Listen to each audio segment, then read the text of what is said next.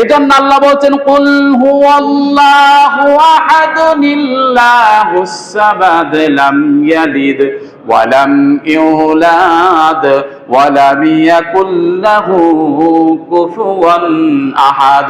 আল্লাহ বললেন দুনিয়ার বান্দা শোনো মুহাম্মদ তুমি বলে দাও আল্লাহ একজন কয়জন?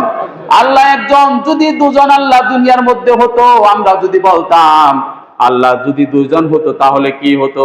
আল্লাহর সাথে সাথে কোরআনের মধ্যে বলে দিয়েছেন মানুষ কত বান্দর হতে পারে, যে কোনো ধরনের কোশ্চেন করতে পারে। প্রত্যেকটা কোশ্চেনের আনসার কোরআনের মধ্যে আছে না নাই?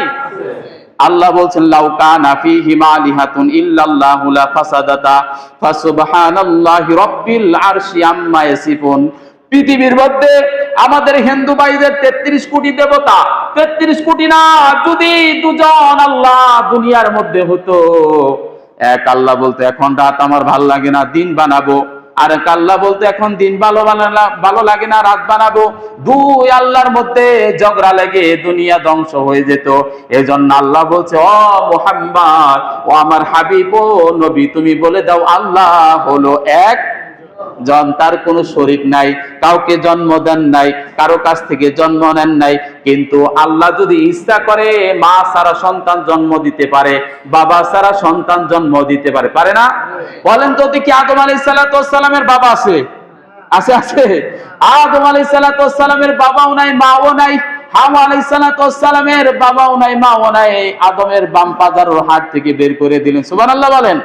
আবার এমন একজন সন্তান আল্লাহ বানালেন, সেই নারীর বিয়েও হয় নাই, বাবাও নাই, ঈসা আলাইহিস সালাতু ওয়াস সালামকে কোন পুরুষের স্পর্শ ছাড়াই দুনিয়ার মধ্যে আনলেন একমাত্র আমার মারিয়াম আলাইহিস সালাতু ওয়াস সালামকে আল্লাহ বললেন ও মারিয়াম তোমার একটা পুত্র সন্তান হবে। ক্বালা রাব্বি আন্না ইয়াকুনু লি ওয়ালাদু ওয়া লাম ইয়ামসাসনি বাশার। এ আল্লাহ কি বলেন আপনি, আমার তো পুরুষ মানুষ বিয়ে তো দূরের কথা স্পর্শই করে নাই, আমার চেহারাটাও তো কেউ দেখে নাই, বেগানা পুরুষ দেখে নাই, কেমনে কি সম্ভব?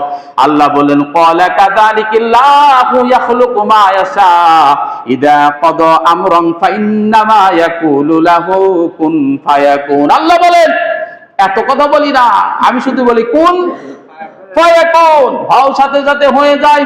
তাহলে বাবা ছাড়া সন্তান জন্ম দিলেন, মা ছাড়া সন্তান জন্ম দিলেন, সে আল্লাহ বলেন বলে দাও ও মুহাম্মদ আল্লাহ হলো একজন, কিন্তু যারা মুনাফিক তাদের সম্পর্কে আমি কোনো দয়া করব না।